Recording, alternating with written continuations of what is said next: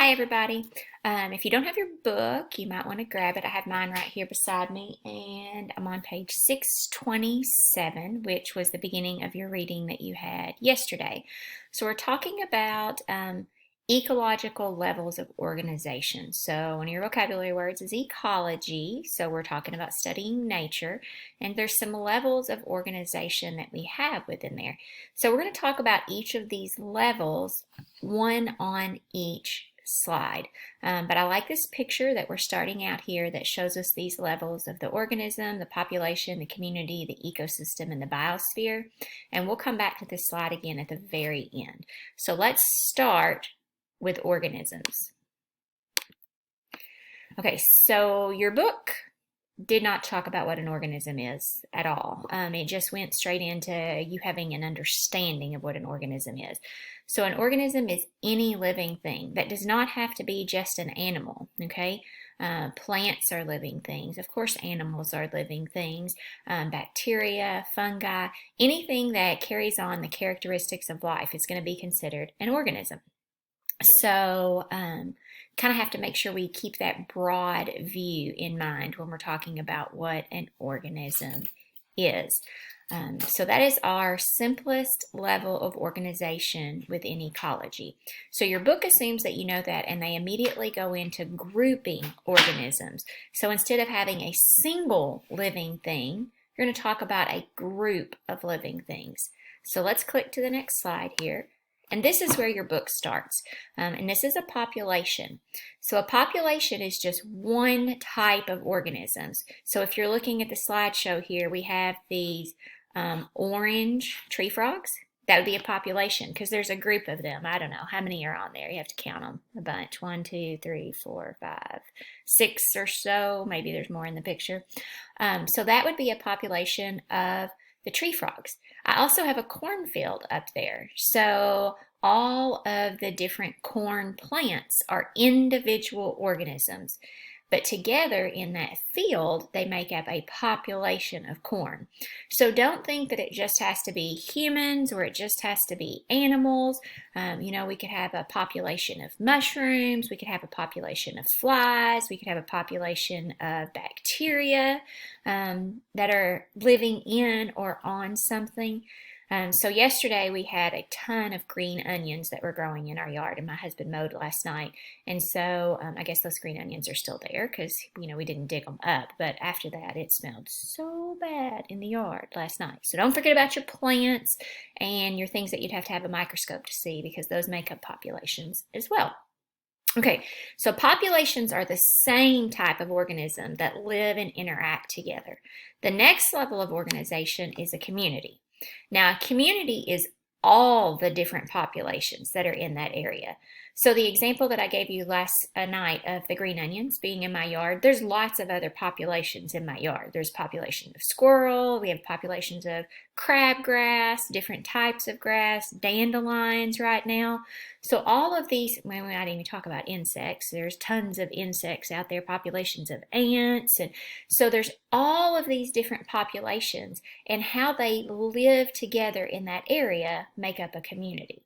So when you're looking at these pictures right here, you should be able to identify not just a single organism that would make up a population, but lots of different populations within that picture. So I'm going to stop talking for just a second. I'm going to give you a chance to look at those pictures and see if you can identify more than one type of living thing in each picture.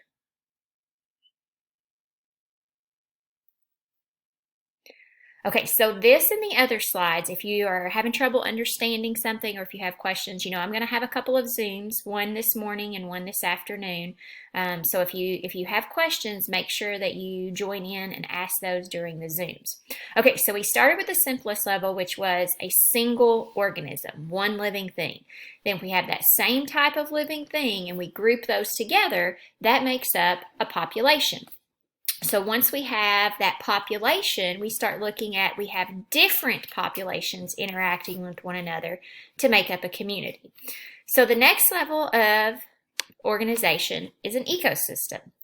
So an ecosystem is going to be all the living and non-living things and how they interact with one another. So kind of take a minute And think back to last week when we were studying abiotic and biotic factors. You guys did the lab outside. You had to find those in your, wherever you chose, in your yard or somewhere near your home.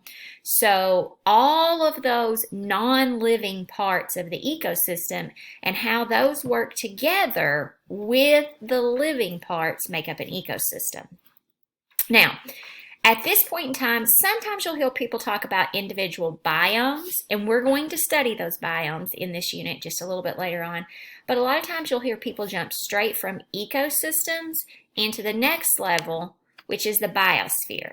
The biosphere is all of Earth. So again, between ecosystems and biospheres, we're going to kind of break it down a little bit more later in the unit and talk about the different biomes on the Earth, but we're going to hold that word just for right now and kind of get into it a little bit later. So the biosphere is all the parts of the Earth where organisms can live. And we've talked about a lot of these this year, okay? The atmosphere. What's the atmosphere? What types of things do you know that live in the atmosphere? So when we studied the weather and climate earlier in the year, we talked about lots of things that were happening within the atmosphere. So of course we're going to think of flying insects and birds, but you also want to think of airborne bacteria and just anything that could exist within that area. The hydrosphere, the hydrological cycle. Hydro means what? Okay, so the hydrosphere is any place on Earth where we have water. So that could be, it's raining outside as I'm filming this right now, so it could be your ditches and your creeks, it could be a puddle in your driveway, it could be a river, lake, stream, it could be a pond, it could be the ocean, and it would be all of that area where there was water, and it would be both the water and the organisms that are living in it. Okay, lithosphere. So we've talked about the lithosphere in another unit. So if you can think about what we were discussing whenever we had the lithosphere. Hasn't been that long ago. Did some kind of cool stuff. Had a lot of samples on your desk. So lithosphere refers to the rock. So we're talking about the ground and the soil. So that's another part of the biosphere. And the ecosphere is a word that you'll hear people talking about referring to the living parts. Well, that would just be the biosphere, all of them. But like forests and those type of ecosystems. So all of these different parts together, all of Earth, the whole Earth, anywhere from high in the atmosphere to digging down into the rocks to the depths of the ocean, all of those together make up our biosphere. Okay, so that takes us back to the very beginning for today, which are the levels of organization in the ecology. So let's look at this diagram that we started out with. So we have our single individual living organism. Remember, that does not have to be an animal, okay? Then we have a group of that same type of organisms. And so here they are showing you an animal for it to be that population, but we talked about how it could be a population of corn or it could be a population of mushrooms. The next level up, we're getting a little bit more complex, a little larger. Now we have the community. And in our community, we have different populations interacting. In the ecosystem, we add those abiotic factors that we were studying last week. So now we have not only the living portions, but also the non-living portions. And as we move into the biosphere, we know we're going to talk about the entire Earth and where life can occur within that Earth. So the only thing that we didn't mention on this page, and I told you it's coming a little later in the unit, is we will be talking about individual biomes. So this week's reading passage had way too much for one note session. So just like we would do at school, I'm going to break it down into multiple days. So tomorrow will be another lecture day. I know that's your favorite thing. Yay, 2 back-to-back lecture days. And then we'll do an activity and some follow-up stuff with it. But I didn't want to overload you with too much information all at once, and we're nearing the 10-minute mark. So that's probably good for today. So the second half of your reading that was assigned at the beginning of this week, I will lecture on tomorrow. So again, if you guys have any questions over any of the lecture, join me in one of the optional Zooms so we can see each other. and you can ask me questions and I can explain anything that you're having trouble with. I miss seeing you guys, and I will talk to you soon. Bye.